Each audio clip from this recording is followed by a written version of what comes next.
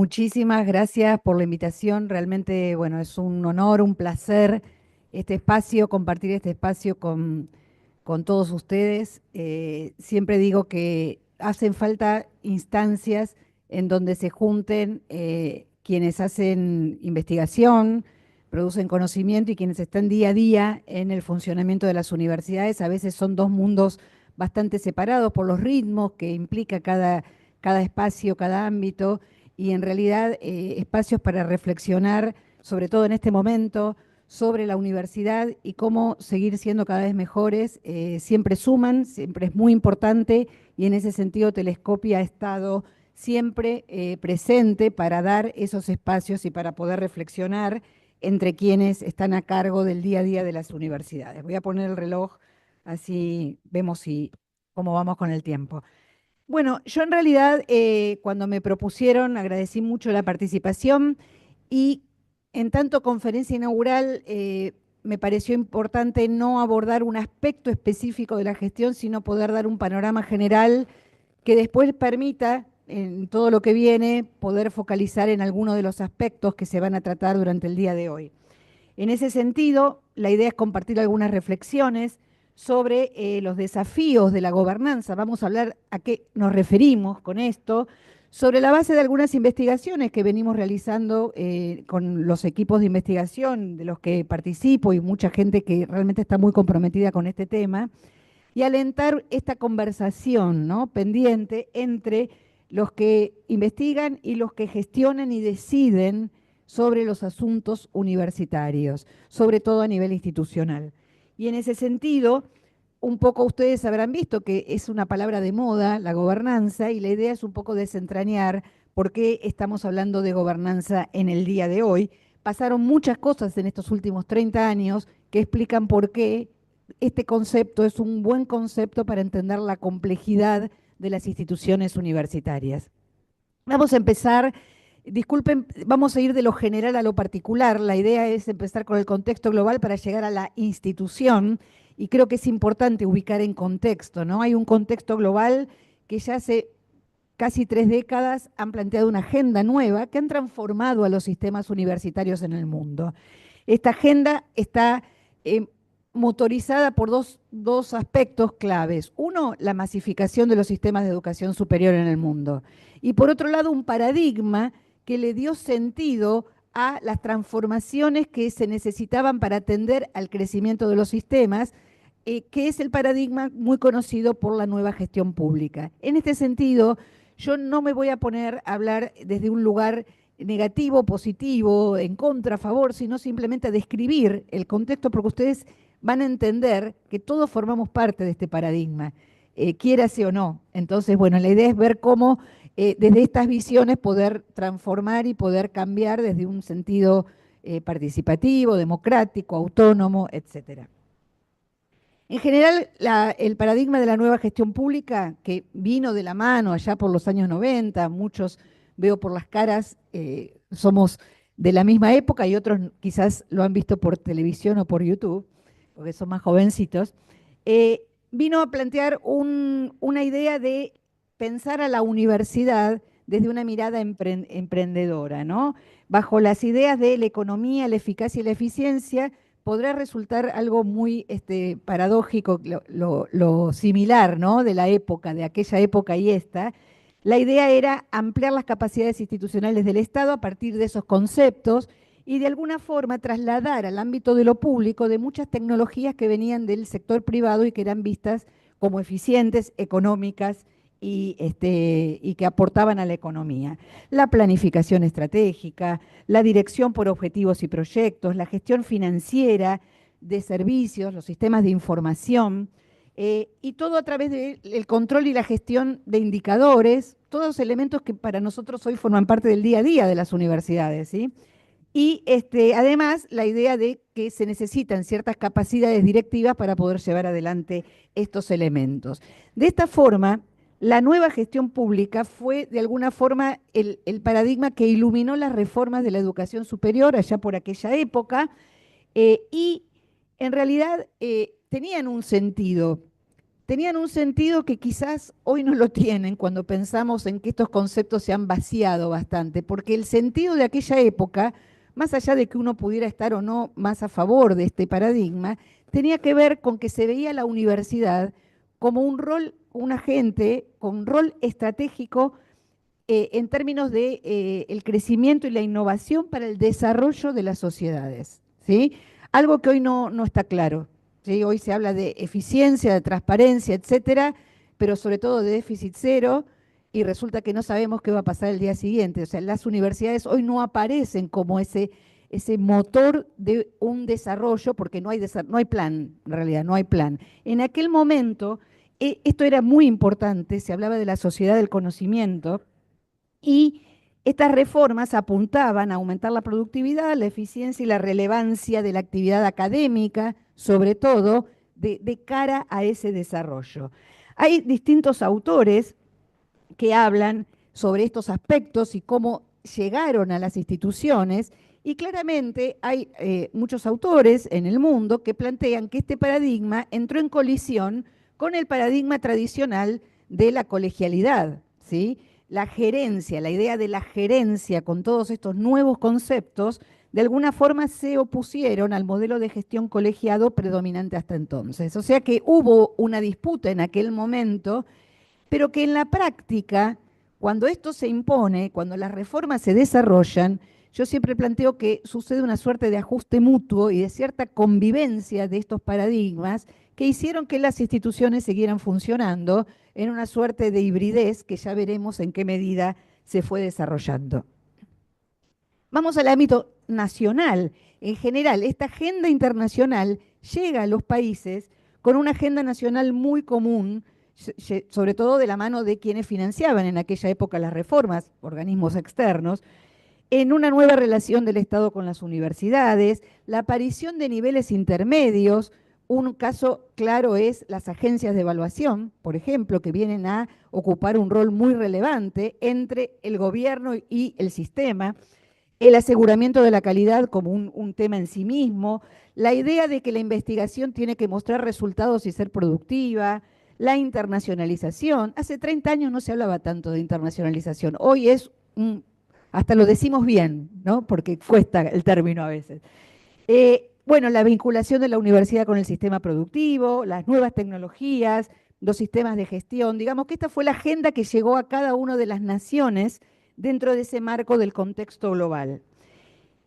Y ahí es donde aparece el concepto de gobernanza, porque en realidad hasta ese momento, y sobre todo en Europa, se hablaba del gobierno, del sistema y el gobierno de las instituciones, y la gobernanza empieza a aparecer con una idea de, a la vez que aparecen nuevos actores y nuevos agentes que empiezan a ocupar un lugar importante, como traccionando la agenda, demandando a partir de sus propios intereses, y empiezan a incidir en las tomas de decisiones, tanto de los sistemas como de las propias instituciones, que antes estaban prácticamente a cargo del Estado, sobre todo en Europa, pero también en América Latina. Es decir, que la idea de gobernanza, de alguna forma, implica salirnos de una idea muy tradicional de la gestión, de la teoría de la dirección, en donde estaba el actor, el líder, ¿no?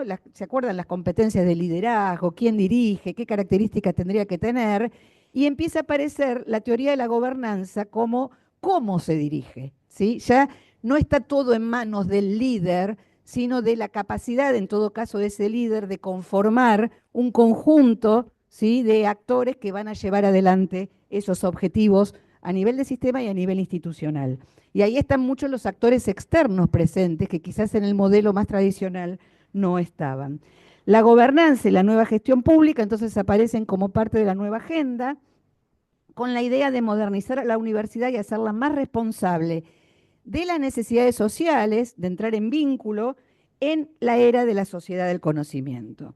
Y en cuanto a la definición, sobre todo a nivel mundial, aquí el común denominador es la coordinación, la presencia de actores diversos, interdependientes, ¿sí? Ya no todo depende del Estado, ya no todo depende del rector a nivel institucional.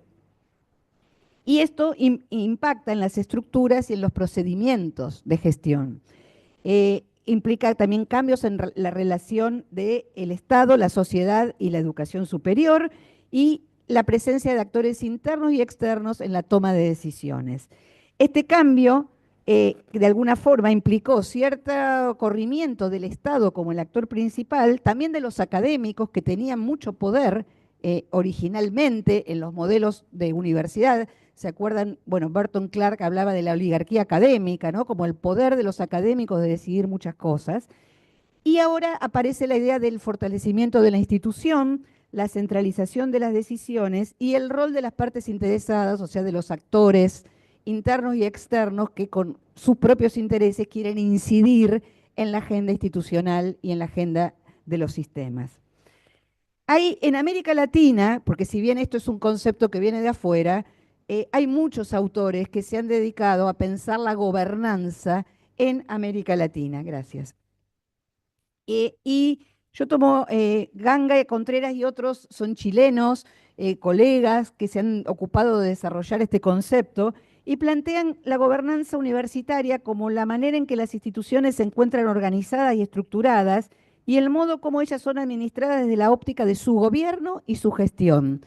O sea, esto es muy interesante. La idea de gobernanza viene a juntar dos cosas que aparecían bastante disociadas: el gobierno de las instituciones y la gestión de las instituciones, como un todo necesariamente articulado, incorporando además el diseño que tienen para establecer y manejar sus vínculos y relaciones con entes y entidades del entorno. Otro común denominador: el entorno aparece como un determinante.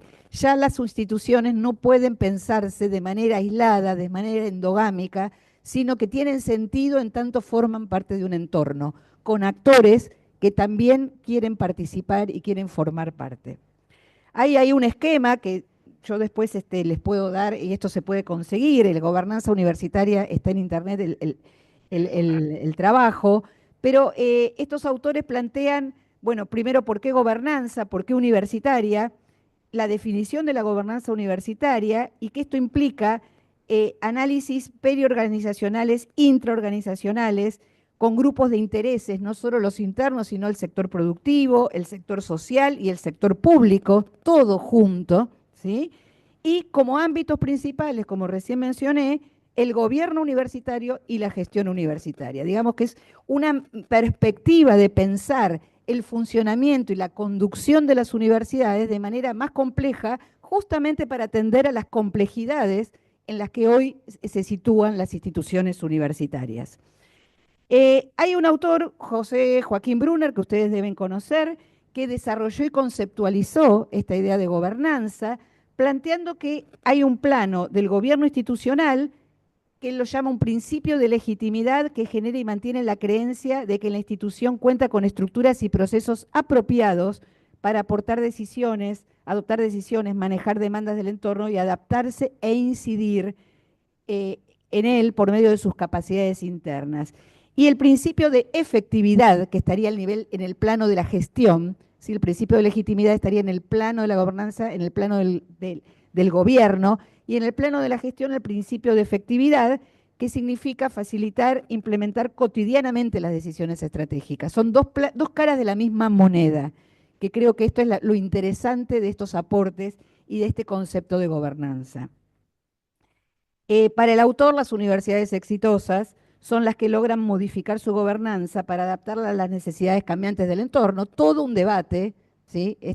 Toda una discusión con Brunner. Para él esto es fundamental y por supuesto que aquí uno puede abrir discusiones al respecto y reconoce que hay tensiones, sobre todo por la tradición más colegiada y el modelo colegiado de la universidad tradicional y sobre todo la Universidad de la Reforma Latinoamericana.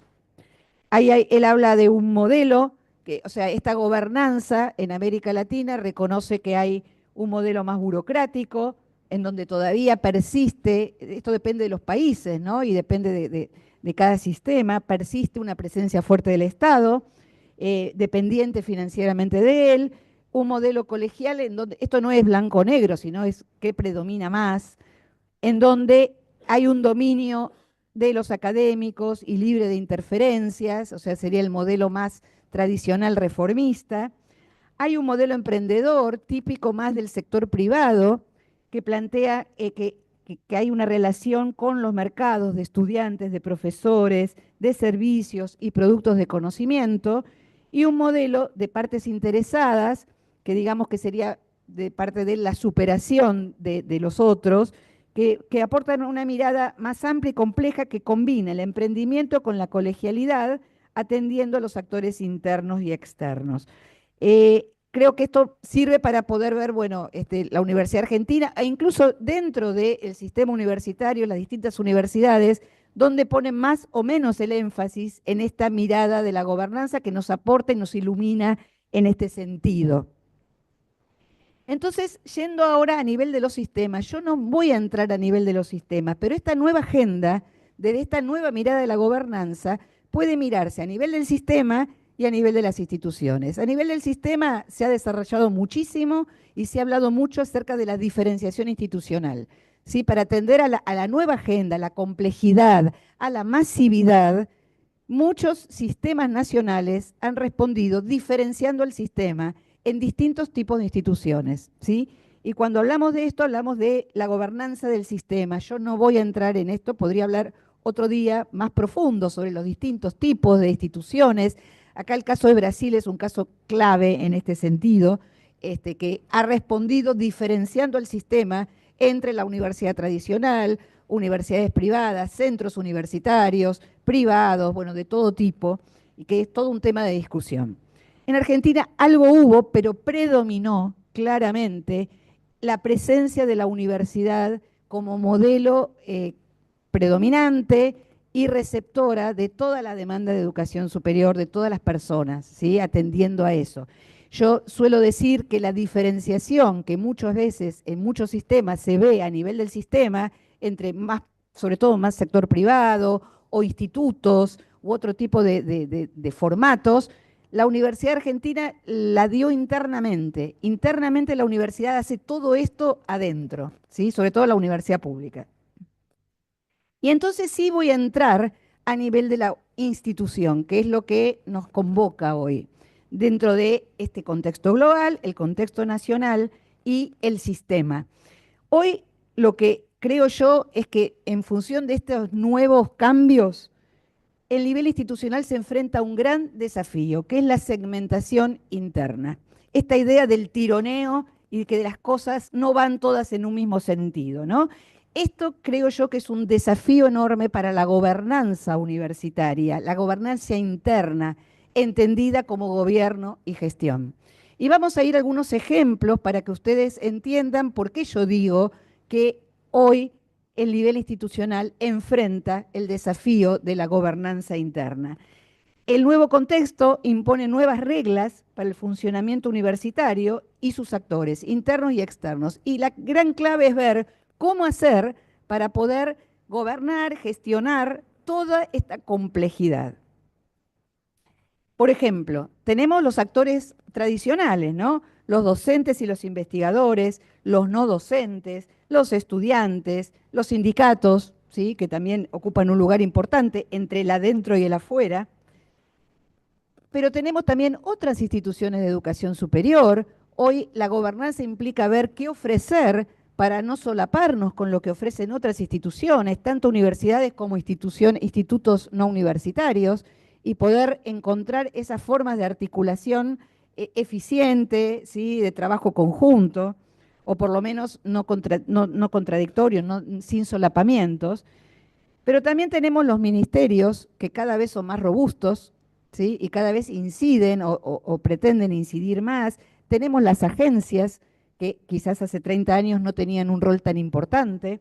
Y por supuesto tenemos las organizaciones sociales con las cuales las universidades han entrado mucho en contacto en el último tiempo.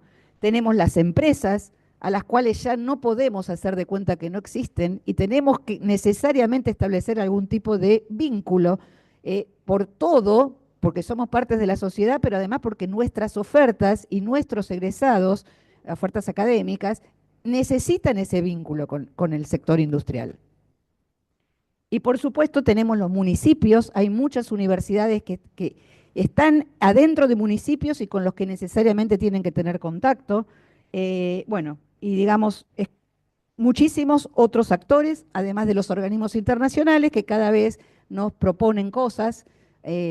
Antes nos proponían a cambio de dinero, ahora ya no. En general hay distintos tipos de organismos internacionales que nos ofrecen Erasmus, nos ofrecen proyectos de internacionalización, nos ofrecen distintas cosas que aparecen como ventanillas, ¿sí?, de oportunidades y que, bueno, necesariamente tienen que encajar con lo que la universidad hace. Salvo que digamos, no importa, recibamos el dinero y después vemos cómo hacemos, lo cual no sería muy saludable tampoco para las instituciones, ¿no?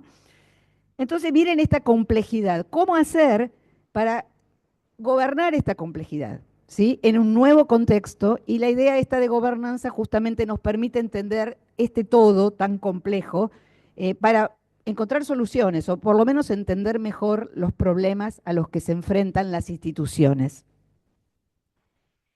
Eh, Un aspecto, por ejemplo, de la tensión, de esa fragmentación, ¿sí?, de la que hablamos. Vamos a ir por ver la fragmentación en distintos ejemplos. Uno es la tensión entre los órganos colegiados y los órganos unipersonales.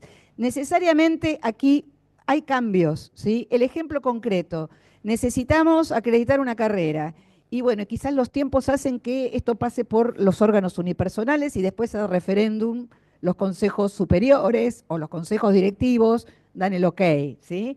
En realidad, muchas veces las demandas externas marcan los tiempos y hacen que esta necesaria coordinación entre los ámbitos colegiados y los unipersonales no sean tan así, y aquí es donde predomina muchas veces el lado más gerencial, ¿sí?, de esta idea de gobernanza, en donde, bueno, el que toma decisiones tiene que avanzar y decidir, para eso se nutre de equipos técnicos que saben mucho, que cada vez están más formados, ahora vamos a hablar de eso, pero lo que digo es que acá hay una tensión, ¿sí? Es un desafío para la gobernanza ver cómo articular estas dos instancias, de manera que los órganos colegiados no sientan que son un formalismo, un decorado, ¿sí? Y que, bueno, tienen mucho para aportar, porque en estos ámbitos, que además son tradicionales, está la voz de muchos actores, pero que a la vez se necesitan tiempos y dinámicas que bueno, hacen que poder responder a las necesidades y a los problemas que necesariamente hay que resolver y responder. Algunos resultados de investigaciones, hemos hecho, por ejemplo, trabajos de encuestas académicos que nos muestran que pese a que esto es reconocido, en general lo que se identifica es que si bien en el mundo, en muchas investigaciones de otros países, sobre todo europeos, se plantea una tensión muy grande entre esta mirada, ¿no?, de ruptura entre la gerencia y la colegialidad. Por lo menos lo que vimos en Argentina es que en general no hay una convivencia, ¿sí? No, esto no se ve con tanta tensión. Sí, sí, hay algunas alarmas, pero en realidad nada que no podría mejorarse, ¿sí? No es una disputa interna muy fuerte lo que aparece. Y muchas veces cuando esta mirada más del control que puede dar la mirada gerencial, incide en la vida académica, sobre todo, muchas veces estos mecanismos, si son percibidos como control institucional, por ejemplo, bueno, hay que responder a la CONEAU, hay que presentarse a incentivos, etcétera, etcétera, cosas que tienen que ver con el control, no son percibidos por los académicos como una pérdida de influencia, sino como un fortalecimiento, especialmente para los académicos más consolidados, aquellos que ya vienen al interior de la academia con más poder. Digamos que les reproduce mayor poder el poder estar ahí en el medio, sobre todo porque son pares evaluadores, porque forman parte, ¿no?, de los mecanismos de evaluación de los proyectos de investigación de la agencia, de los que eran la agencia, no sabemos ahora si va a haber más proyectos de investigación, pero digo, hay instancias intermedias que hacen que esta convivencia no sea tan traumática, sobre todo para los académicos más consolidados. Es decir, que esta tensión entre la colegialidad y la gerencia existe, se convive, no es algo tan grave. Las estructuras y procesos de planificación, otro ámbito, ¿sí?, en donde se ven tensiones entre esta idea de fragmentación que yo mencioné como característica de la gobernanza interna de las universidades. La nueva agenda incorporó nuevos procesos, ya lo mencionamos, ¿no? La evaluación, la planificación, los sistemas de información. Estos nuevos procesos definieron, me falta una N ahí, nuevas áreas y nuevos cambios de estructuras, ¿sí?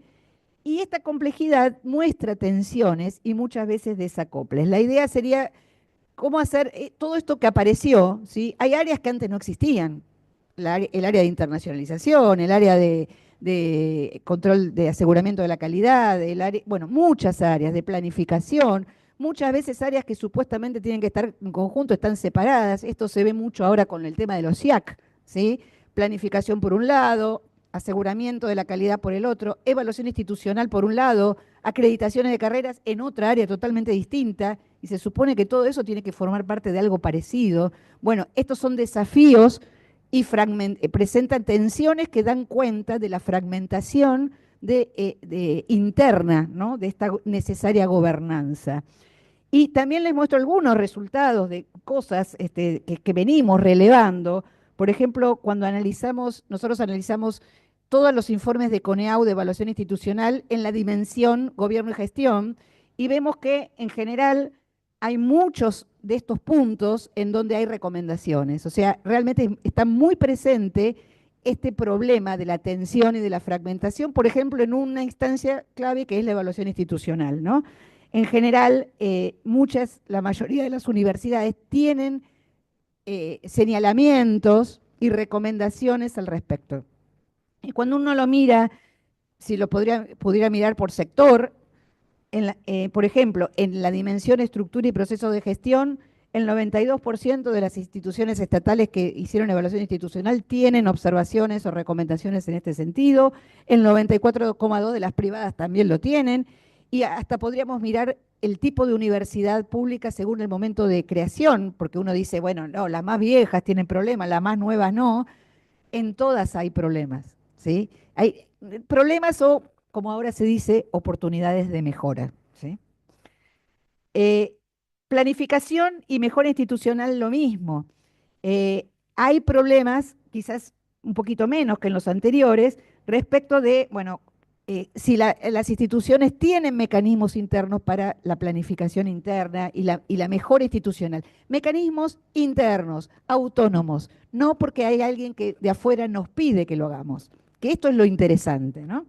Y ahí yo les voy a mostrar un modelo que creo yo que sería el más saludable para poder resolver esta fragmentación. Y está muy vinculado con la idea de los SIAC, que le voy a dedicar un minuto a este tema. Sabemos que ya todos habrán pasado por procesos de autoevaluación, ¿sí? En donde se recopila información, se analiza la información relevante, se evalúan los insumos, los procesos, los resultados, en base a algo que está definido externamente, pese a que no hay estándares, sí hay una guía de evaluación que nos determina, ¿sí? Esto se podría pensar, repensar, por eso creo que la idea de los SIAC puede ser superadora. Esto se complementa con la evaluación externa y la validación de resultados de la autoevaluación, ¿sí? Y con recomendaciones. De esto ya sabemos, ¿sí? Entonces tenemos la gestión interna de la calidad y dentro del marco de la política pública, la gestión externa de la calidad, ¿sí? La mirada de afuera que es muy necesaria, ¿sí? Una mirada solamente externa es imposición. Una mirada absolutamente interna es condescendencia, somos los mejores. Se necesita esto, se necesita ese equilibrio. Pero ¿cómo hacer para que esto redunde realmente y romper esa fragmentación? Claramente tiene que vincularse la autoevaluación y la evaluación externa con la planificación. Nosotros en las investigaciones estamos viendo que en muchos casos van por caminos distintos. Hay que planificar, armamos un plan estratégico, armamos una comisión, pero en el día a día, muchas veces, y acá viene algo clave, los sistemas de información, están, ¿sí? La planificación toma los problemas de la autoevaluación y la evaluación externa, pero después no hay mecanismos de seguimiento para ir viendo en qué medida la institución va avanzando en esto, para lo cual se necesitan el sistema de información que permita hacer un seguimiento a través de indicadores, etcétera, etcétera. Y acá viene lo otro, que también nos habla de la fragmentación. Cuando hay, o había, o habrá, no sabemos, programas de financiamiento externo, muchas veces las universidades aplican porque hay plata. De ahí a que se relacione con la planificación, con la evaluación, esto es secundario, ¿no? Hay dinero, hay que hacer. Y muchas veces las instituciones se vieron haciendo cosas que quizás no habían planificado, simplemente porque hay dinero. Y esto también es un aspecto que hace a la fragmentación. Entonces uno podría decir que todo esto articulado nos podría, primero, superar la fragmentación institucional, ¿sí? Creo acá que la idea de los SIAC va en este sentido y me tomo un permiso entre paréntesis para decir, la idea de los SIAC es esto, no es certificar carrera del artículo 42. O sea, eso puede ser lo secundario, puede ser algo marginal.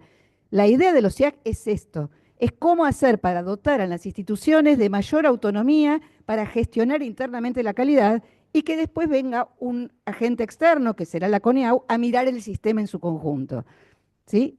Si después quiere certificar algo, lo podrá hacer, pero ese no es el objetivo de un SIAC. Digo, cierro, sí.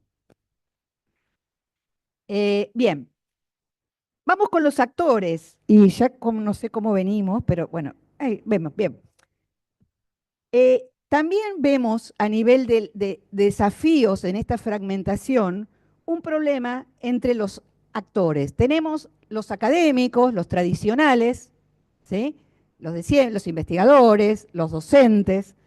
Tenemos lo que yo llamo, y que quizás muchos de ustedes hayan leído, los nuevos gestores, muchos de los cuales están aquí hoy presentes y que cada vez tienen roles más importantes dentro de la universidad. Vamos a ver por qué digo que son nuevos gestores y los rectores y la conducción.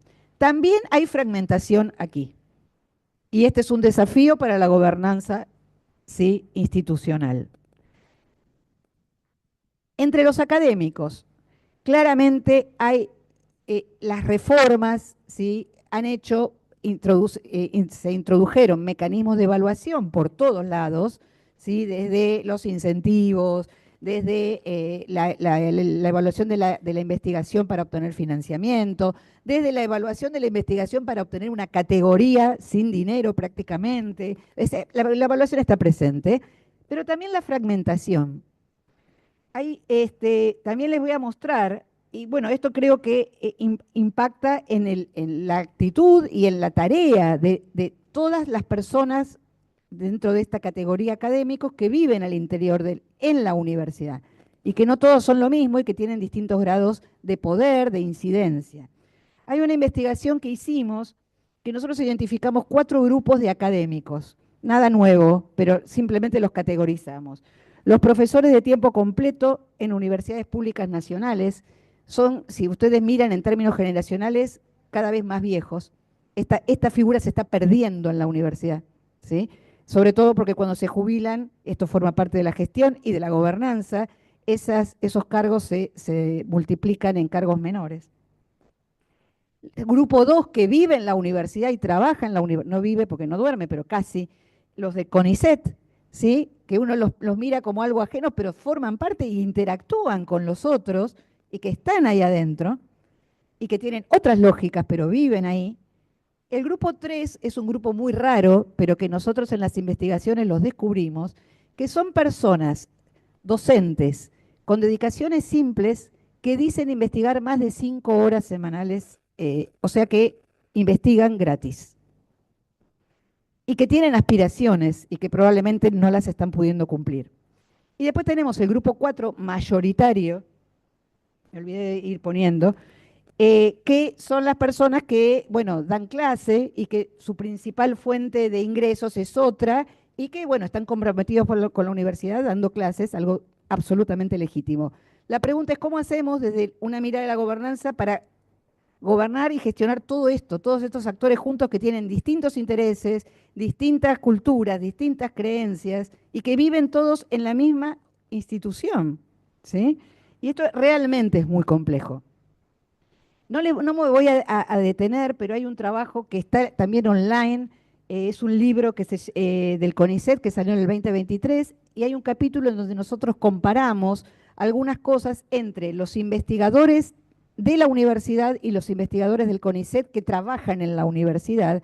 Y nada nuevo, simplemente mostrarles que hay una gran, o sea, parte de la fragmentación tiene que ver con sus características, ¿no? Las titulaciones muy distintas, la formación de la casa también, tienen perfiles sociales diferentes, en muchos casos, ¿sí? No, no es algo determinante.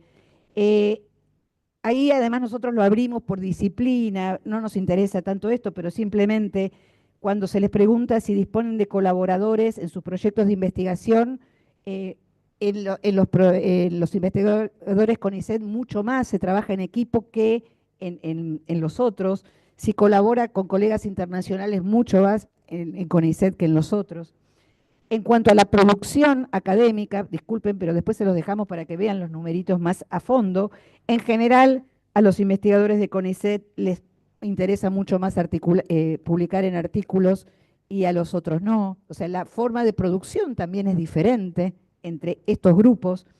Y entre los intereses, perdón, el tiempo destinado a la investigación también es claramente distinto entre los investigadores de CONICET y el de las universidades. Y acá es importante mencionar esa generación nueva que le llamamos Nobel, cómo va exacerbando esas características del investigador CONICET, ¿sí? O sea, si en general al investigador CONICET le interesa o dedica mucho más tiempo a la investigación, el joven de CONICET mucho más, ¿sí? Algo que llama la atención, esto es respecto de las preferencias. ¿Qué prefieren? ¿La docencia, la investigación, un poco de cada cosa? Claramente los intereses son distintos, pero todos trabajan en la universidad y en general estos investigadores CONICET que nosotros investigamos trabajan en la universidad y tienen una dedicación simple en la universidad. Por eso los pusimos como grupo CONICET, porque trabajan en la universidad con una dedicación simple. Si en el futuro vamos a ir dejando que estas nuevas generaciones no puedan incorporarse como el grupo uno, el tradicional, el de dedicación exclusiva, ¿quiénes van a gestionar y a gobernar la universidad en el futuro cuando tenemos en realidad jóvenes que o tienen una dedicación simple y hacen cosas afuera o tienen una dedicación simple y trabajan para CONICET? Si sus intereses son otros distintos, ¿sí? Este es un gran desafío para la gobernanza, el cambio generacional. ¿Quiénes van a conducir las universidades de acá 20 años? ¿Quiénes van a ser? Si cada vez estamos desarmando mucho más esta idea de el académico íntegro, ¿sí? Íntegro no íntegro y corrupto, no, sino íntegro en el sentido de que hace todo, ¿no? Este es un desafío y que le da la derecha al modelo gerencial cada vez más, ¿sí? Porque uno podría decir, bueno, a futuro pasará como pasa en otros países, que quienes van a estar al cargo de esto es gente que sepa de gerencia, que sepa de gestión, algo que es muy bueno, pero necesita esta mirada académica también. Y los nuevos gestores, y con esto falta poquito y ya voy terminando, ustedes habrán visto que es un objeto de investigación bastante profundo en los últimos años en el equipo de UNTREF. Nosotros analizamos que el rol del administrativo tradicional de la universidad con la nueva agenda se complejizó. Y además de los administrativos tradicionales, tenemos los nuevos gestores, que en general son nuevos perfiles muy altos, muy capacitados, que están trabajando en la universidad para gestionar algunas de las tareas de la nueva agenda. El aseguramiento de la calidad, la internacionalización, la educación a distancia, la vinculación tecnológica. O sea, en general es un perfil que puede venir del académico, pueden ser ex académicos que se han profesionalizado, pueden venir no docentes que se han profesionalizado y han ido un poco más para lo académico, porque son perfiles que están a mitad de camino entre la academia y la gestión, ¿sí? Y que ocupan un rol cada vez más relevante, entre otras cosas, porque tienen un saber que quizás los rectores no los tienen, ni menos los docentes, ¿sí? Cuando el del aseguramiento de la calidad le dice al docente, vas a tener que cambiar la carrera de posgrado, porque si no, no acredita, y vas a tener que poner esto y esto, y el profesor dice, bueno, ¿qué tengo que hacer para acreditar? O sea, su autonomía, su libertad, bueno, ahí hay algo, ¿sí? Que muchas veces puede generar tensiones o puede generar alianzas, no lo sabemos, pero es complejo, y esta complejidad hay que tenerla en cuenta. Otra vez, resultados de investigaciones. Hay un autor que se llama McFarlane, porque esto no es nuevo, eh, que ha visto que en las tres funciones sustantivas, disculpen que está en inglés, pero nunca lo pude diseñar de vuelta, docencia, investigación y service, que sería para ellos servicio, pero para nosotros la tercera misión o la extensión y toda su complejidad. Hay un círculo interno que son tareas que desarrollan los académicos, pero hay un círculo externo que son tareas vinculadas a las tres funciones sustantivas que ya desarrollan estos nuevos actores, que para algunos autores son los profesionales de la educación superior o HIPROs en inglés, Higher Education Professionals, o tercer sector, lo llama una inglesa que se llama Celia Whitchurch, o los paraacadémicos, algo feo, suena feo, que lo llama este autor McFarlane.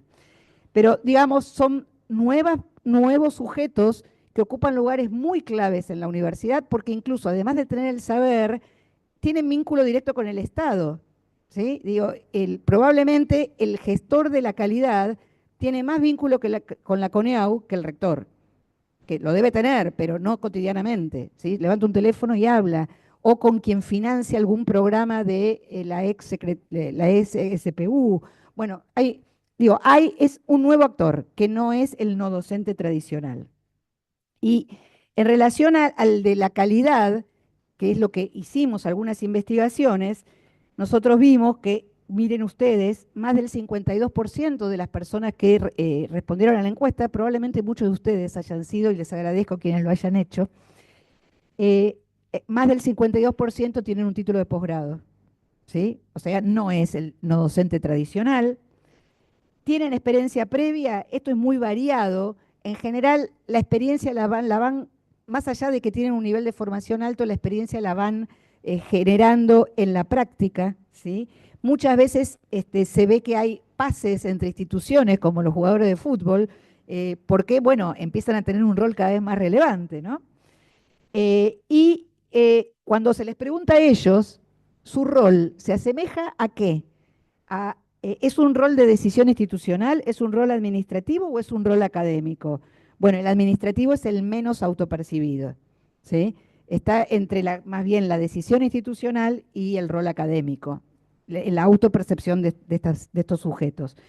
Y en general ellos reconocen que es valorada su capacidad de gestión, su formación académica, todo, pero sobre todo su capacidad de gestión y sus conocimientos y la experiencia. Ellos consideran que esto es lo más valorado a nivel institucional.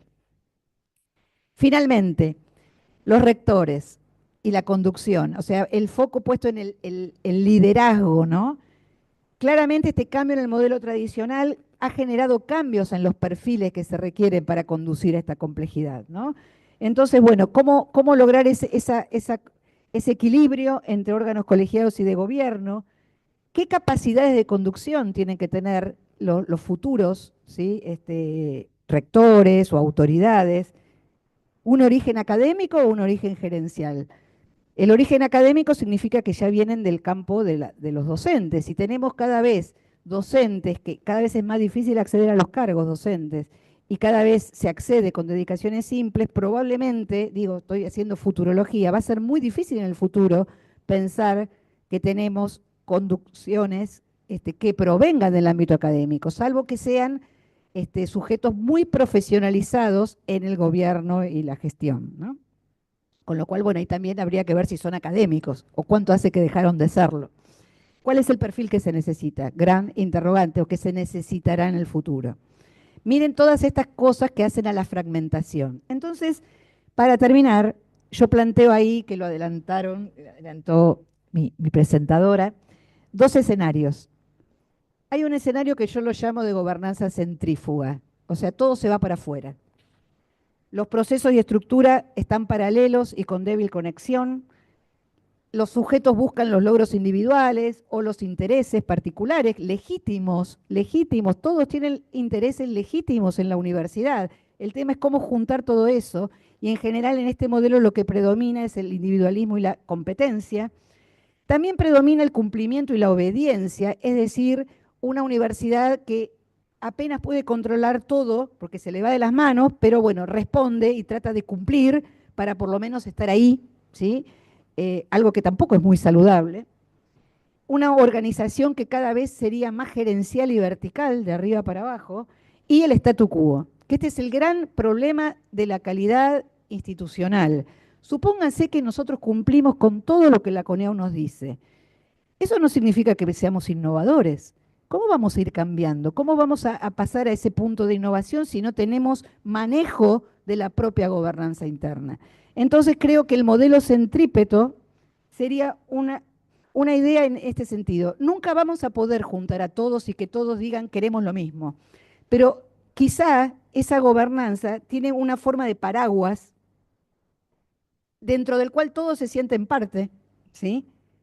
Y dentro de ella cada actor busca sus intereses, logrando sinergias en la medida que se pueda, y si no se puede, por lo menos conviven todos debajo del paraguas y no se mojan.